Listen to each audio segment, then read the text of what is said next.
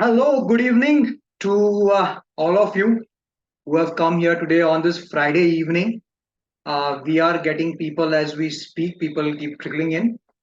And I'm your host, Rohan, and I'm very happy to welcome you to this short webcast on fostering company culture through storytelling. We will keep it nice, tight. We'll try and address your questions. We'll try and add as much value as we can to this topic. Me and my co-host Mandar, we look forward to your questions. Any questions you have during the webcast, kindly make a note of them in the chat box, and we'll take up those questions after the webcast. Suffice to say, we also had a few questions when people were registering for this webcast, and we'll be taking up those questions as well. So we have a tight game plan over the next 30 minutes or so, or if even lesser, if possible. We will take up everything. So let me begin with this topic. Let me dive into this topic without any further delay. So, as you can see, the today's topic is fostering company culture, and we will take you through this. But before we begin, it makes sense for us to give an introduction about who we are. For those of you who know us already, who've been a part of previous webcasts, this might not be new, but allow me the courtesy to just get a quick introduction done. So, we are basically business storytellers, and we use design thinking to help you create a culture of storytelling within your organization. So, for example, we help enable talent acquisition teams create a wonderful or an enriching candidate experience through stories. Or let's say we enable learning teams to design effective learning journeys through story. So this essentially is where we focus our storytelling. Uh, so I'm Rohan, your host for this evening. I am the chief storyteller and managing partner at Rohan Poddar Creative Media. By training, I'm an engineer and an MBA. And after passing out from my MBA college in 2007, I was in various corporate sales and marketing roles. And there came a point in my career when I felt that I have a more creative calling. And that's when in 2016, I started this company as a production company, and I was joined by Mandar, and we've kind of gravitated and pivoted it to being a business storytelling agency. I'm very passionate about storytelling, and I sincerely believe that storytelling is as much a science as it is an art. So that's quickly about me. I'll let Mandar, our co-host for this webcast, quickly introduce himself, and before we begin, over to you, Hi, Mandar. thank you, Rohan, and thank you everyone for joining in for this short webcast. Similar to Rohan, I come from an engineering background in computers. I and Rohan were classmates during our MBA days in marketing at Sydenham. Post my masters, I have been a part of IMRB International, which was a market research organization, and I was primarily taking care of brand tracking projects. These were mainly projects for FMCG, banking, and IT companies. I quit my job after a few years, and my first training organization was where we helped companies build a culture of happiness and mindfulness for their teams. So that aligned very well with the initiative that Rohan and his organization had started, and I've been here for almost 6 to 7 years now, taking care of employer branding and a lot of the workshops on storytelling. I welcome you all once again, and we would be really happy to answer any questions you have at the end of the webcast. The short agenda for today is, uh, like Rohan mentioned, how can we use the human-centric design thinking approach to increase communication and collaboration between cross-functional business teams? Secondly, what we want to understand is this is not just a right-brained initiative which is getting glorified. A lot of people think about storytelling as an alternative for internal communication. We really want to help you understand with a case study how this is going to be very different through its impact. And this impact can be created with a four-pronged storytelling rollout and an approach. We will elaborate more on that. When we work with our clients, we typically have it done in phases, the entire rollout and effectiveness. So Rohan will also elaborate on that. And the last point we'll take up today is how we can help your organization, particularly through our workshops. So I would request Rohan to, take the participants through a short. Sure, thanks, Mandar. So, as you must have imagined, we are talking about storytelling, and you must be thinking, how does it really play a role in creating or fostering or enhancing a company culture? And I want to present to you a few points here. So, firstly speaking, you know, you might have experienced this in your personal life that when you belong to a certain group, it could be a school group, office group, your best pals, you have a certain common memories or common stories that you share amongst each other. So that builds a sense of belongingness. And that's essentially what storytelling does in creating a culture. It creates this sense of belongingness because you have a shared history or a shared point of view. Additionally, now story is distinct from a regular business communication. Regular business communication most often is dry, formal, monochromatic, but stories are emotionally anchored, and hence they have to be discovered, right? And that's what really connects the, or that's what I would say makes an emotional connect with the audience, right? And if you're able to emotionally connect with a certain audience, there's a high chance you'll be able to influence their behavior or have them do something. And thirdly, storytelling as an enterprise helps you democratize the voices of people or stakeholders or audience or employees within your organization or even outside of your organization. So you have this multiplicity of views and perspectives. So initially it was just the corporate team telling whatever it felt about their workplace, about other people. Now you have these multiplicity of voices. So that's what storytelling helps you to do. And hence, we sincerely believe in our opinion that storytelling is a very important tool when you're looking at creating a culture or enhancing or strengthening your company culture. Now, where does design thinking come into play? Design thinking is a universal human centered approach. When you're designing a product, you usually start with the user in design thinking approach, right? You understand what are the needs and feelings of the user, and you design a product as per your user's needs. Similarly, in storytelling, just substitute the word user with audience. So if you begin any storytelling effort with knowing who your audience is, empathizing with them, there is a very high chance that the stories that you create will align or connect emotionally with that audience, right? And essentially, that's where there is this beautiful synergy of design thinking and storytelling. Now, let me show you what this really means. So, any design thinking process begins with the approach of empathizing. So, you empathize with your audience. Know what are their aspirations, their expectations, their challenges, and that helps you create a persona of what those people are, right? And that's very important to get your handle on who your audience really is.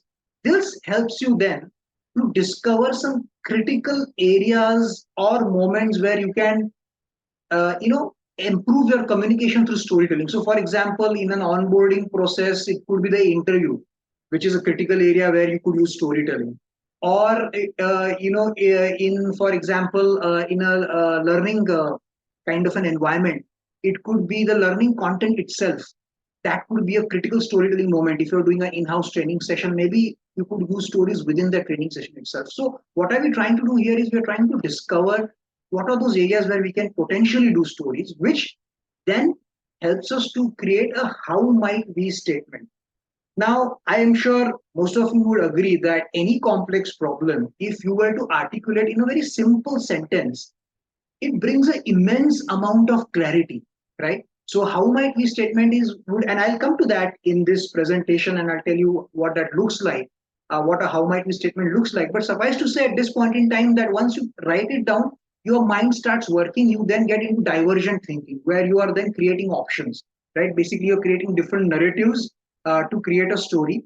Once you decide that this is the narrative that makes most amount of sense for my audience, then you break it down into the 5 C's, which is context, characters, conflict, conclusion, and call to action, right? These are the essential elements of a story.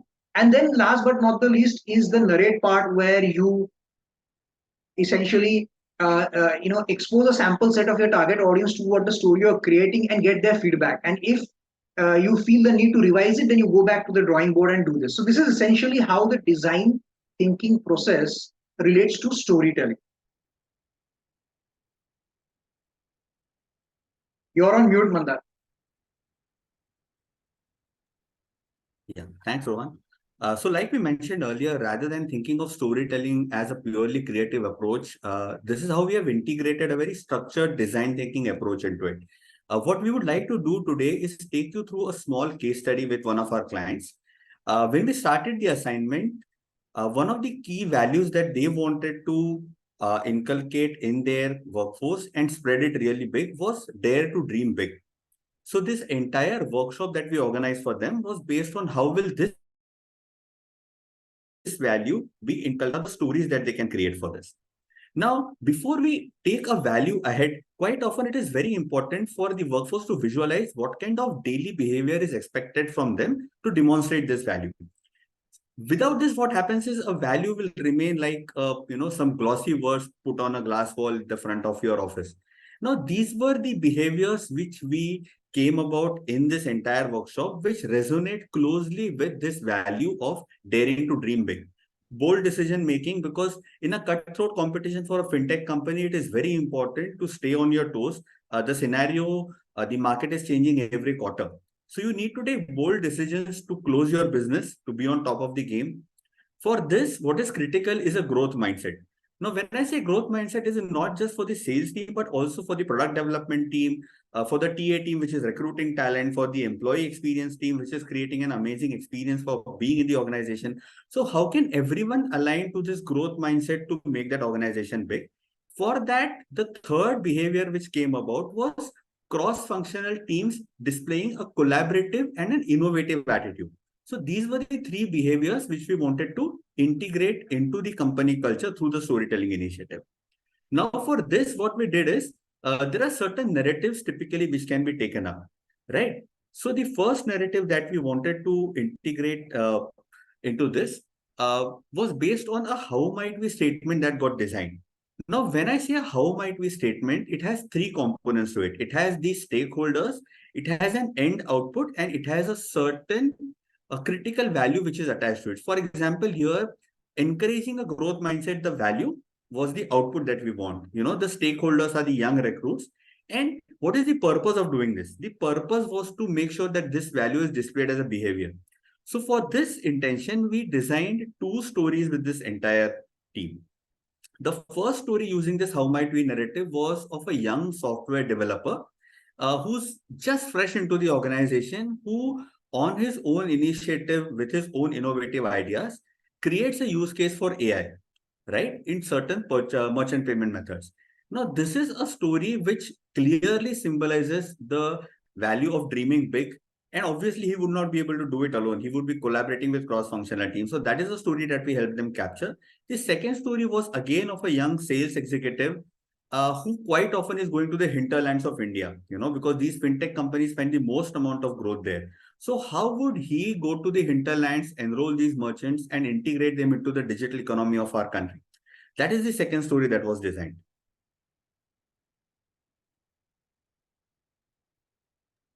Right. So now that we've understood already very briefly as to how the design thinking and a creative approach was taken to create a story based on a cultural value broken down into expected behaviors, and then these behaviors with the HMW statements, and then the narrative. Now let's look at the implementation side of things, right? So the earlier part was just to give you a gist of how this creative process or design thinking process works in action. Now let's look at what a rollout plan in a situation like this would look like.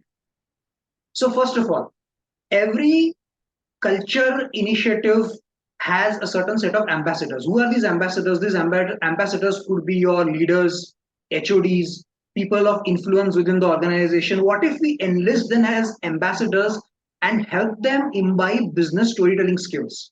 Because if we're able to do that, then it has a multiplier effect on your employees, because they're then able to percolate those stories with their teams as well. So it's very important to identify such ambassadors and train them in storytelling. Now, what this helps is it helps us to create a roadmap. So typically, if you have to do such kind of workshops for your culture ambassadors, what you would expect to get out of it is that you would expect to get a complete storytelling roadmap that you probably would want to do over 6 months or 1 year, whatever the case may be.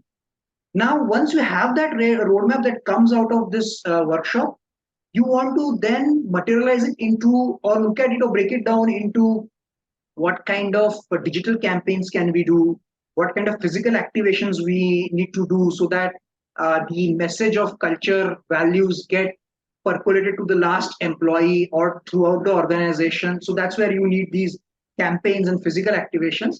And last but not the least, you need a certain mechanism to track the effectiveness of the narratives that you're making. So this is what we call a four-pronged approach that you could take for any storytelling project which involves building your company's culture. Again, this is indicative. This could change from client to client and situation to situation. Now, having said this, how do we divide this project in terms of its timeline? Right? What do we do first? What do we later than that? And what are the last activities? So we've broken it down into three phases. In first phase, what we do is, as I said, identifying those ambassadors is very important, training them in storytelling so that then they become story creators and storytellers, right? So we do this, they come up with the roadmap. Now create a campaign. So we create a video, we launch campaign where we are launching our cultural values to the entire organization, or even probably outside of the organization to some key stakeholders. We can do this through LinkedIn, Glassdoor, etc. A big part of this would be involving people in the storytelling project, the people in the sense your employees, right? So if you can encourage them to have employee generated content where they themselves post stories that they shoot on their smartphones and post it to your LinkedIn page or internal portal, then that kind of creates a momentum for this.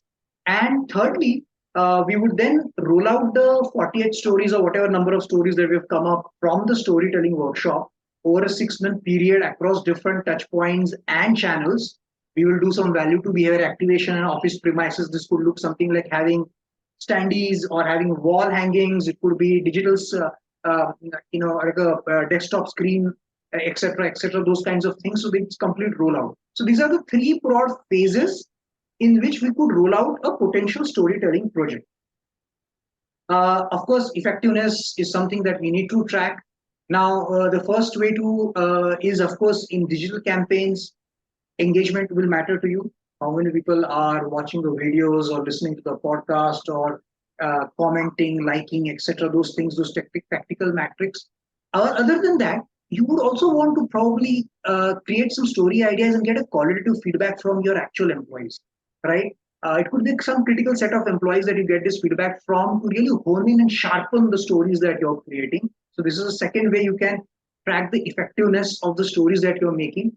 Third is, now this actually is post facto. You've done these stories, you put them out, you can see if it's actually having a tangible effect on the behavior of your employees, right? And that could be tracked through certain mechanisms. It could be tracked during appraisals, for example, where the employees will have to report on the behaviors that they have displayed for certain values. That could be one way of doing this.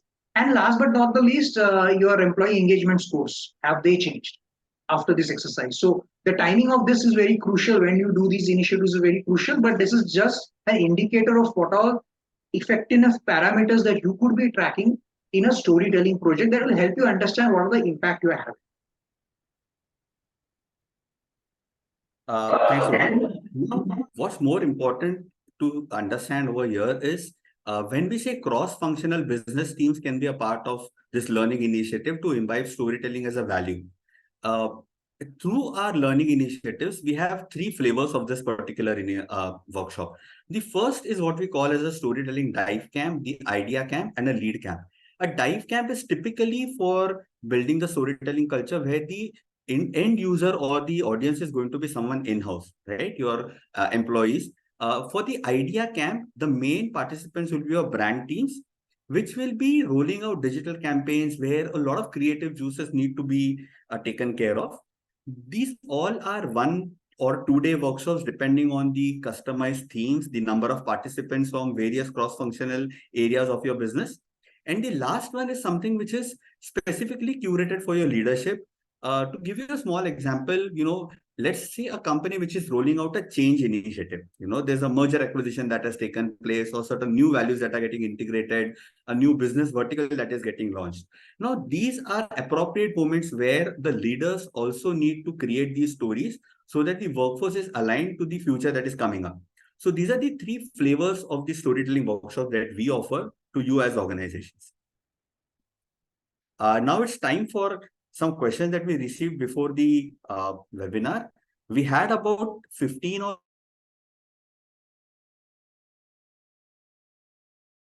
I'll just take a couple of them. One of the important questions that we came across was from Usha Pandey, and she asked us, how can storytelling as an initiative help the organization rather than the workforce itself? So her question was focused on how can the organization benefit more. Thanks, Usha, for asking this amazing question. A couple of points that I would like to share here. Firstly, when a initiative storytelling is rolled out in an organization, it helps you to create a very strong brand identity for your organization. So this can impact multiple areas, right from your recruitment to retention to business growth. So that is an area where the organization gets directly impacted. Secondly, with this kind of a corporate storytelling initiative, you increase the amount of trust that your brand holds in the eyes of investors, whether it is domestic investors, foreign institutional investors, any kind of funding rounds that you're coming up with. So this action of storytelling will inspire that trust in your future investors. And thirdly, what I would like to share is this organization, which has a very strong narrative going around it, will be able to capture the best talent in the market, which again will help you grow in future. So thanks, Usha, for asking that question. The second question that I want to take up today uh, was again asked by Vaishali, who's part of an LNOD team in our organization. And she has asked us, how can leaders follow up the cultural aspects of an organization? I think she wants to say, how can they set the path or be the North Star for these kind of initiatives? Thanks, Vaishali, for asking this question. To give you a very short, simple answer for this, what we feel is the leadership needs to be aligned completely with storytelling because they are the face. Whatever is your succession planning within your organization, your future leaders are also going to be face of this narrative. So their critical function in this initiative will be to repeatedly communicate in a very authentic fashion this storytelling, the themes that they are coming up with their brainstorming in the storytelling idea camp for the leaders or the storytelling lead camp. Also, how can they reinforce these core values with their own success stories? It's very important for them to make sure that these stories that they have within cross functions are also communicated to the line. A lot of times people or organizations have offices spread in multiple cities and they can't access the leadership very easily other than those annual town halls. So can these stories be shared with them using multiple formats that Rohan mentioned? That is one important thing. Secondly, what we would like to help you understand is if leaders lead this program, they can be cultural champions, then they can groom the second line of leadership, right? Who are able to take these values not just in a fancy way in an annual report, but also as a daily behavior. So these are two questions which I thought were very interesting. I think there are a couple more which Rohan can address, and we would love to have your questions in the chat box if there are more. Right. Thanks, Bandar. Again, reinforcing the message, if you have any questions or comments or anything, just kindly leave them in the chat box. The next question that we received is from Sandhya Goel from Predgenics. And she asks, what are the most effective ways for value launch? I think it means launching values across the organization. So I think partly we've answered this through the webcast. And uh, again, it goes back to the same, to the basics. If you want people to be valued, if you want people to value certain things, to belong to a certain tribe, to a certain group, the best way to bind them together is, of course, stories, right? Apart from host of other things. And that's where storytelling is so critical in doing this. Now, what we've tried to tell you through this webcast is storytelling is not just the forte of for a few set of teams. Just for example, it's not just a forte of learning team or HR team or etc. etc. If it really percolates well within the organization, then storytelling doesn't have to be a art with certain mastery, right? As I said, we've given examples where it could be employee-generated content, where employees themselves report about how, and they could narrate a certain situation in which they upheld or aligned to the value of an organization. So there are these ways and means. Leadership alignment, as I said, is very important, which I mentioned at the beginning of the webcast, that you need to get the leaders together. We call them cultural ambassadors. Uh, and again, accountability, tracking mechanisms, all of these are important. In fact, whatever we showed you over the last 15, 20 minutes or so is a kind of a blueprint, if you will. Of course, it will change as per your organization's context, but suffice to say, this will be applicable to most organizations in terms of the value launch they are trying to do. I hope I've been able to answer your question, Sandhya. If not, always feel free to write us to us privately and we'll be able to pick it up. The next question I have is from, I hope I'm spelling her name right, Imari Puri from U World. And she says, how can we inculcate company's core values in people? Again, it's the same question. And my answer is pretty much the same. Everybody has a role to play in it. And storytelling is an important part of it. So these are some of the questions that we have time for. If before we go ahead, before we end this program, I'll be happy to take any questions if there are from people. If not, we can wind this up.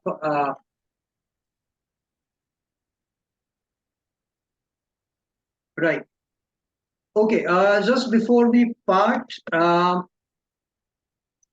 we will be sending out this video recording to all of you. In fact, everybody who's registered for this webcast. But additionally, as a measure of thank you, if you can provide us a feedback on this program, because we want to improve this webcast, we want to make it more interactive, more effective in terms of the content we are putting out there. We want your feedback. If you can give us that feedback, then as a gesture of thank you, we will be sending you, emailing you this PowerPoint presentation that we created for this webcast. The link for this feedback will be sending out in the email that we send out next week, where we'll have the video of this.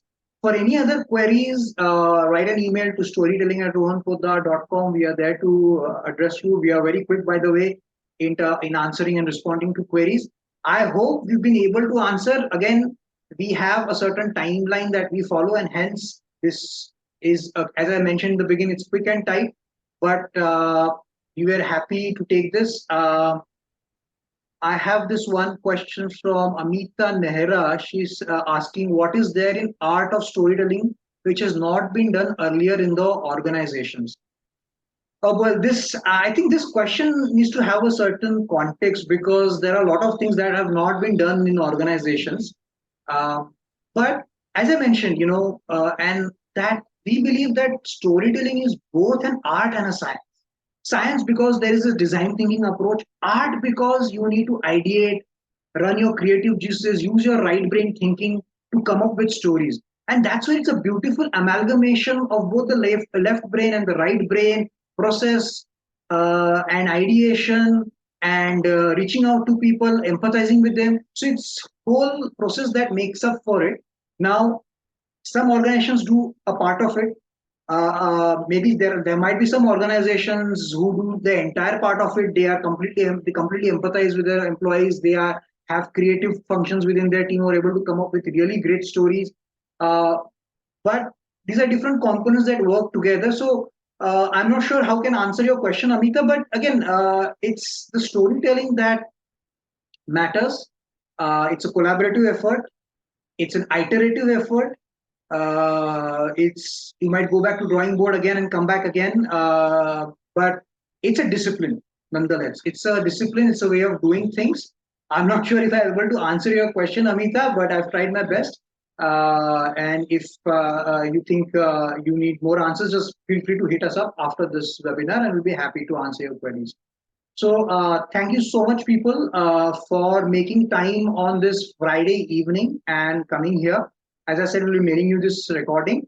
And have a great Friday and a great weekend, and happy Ganesh Chaturthi to all of you.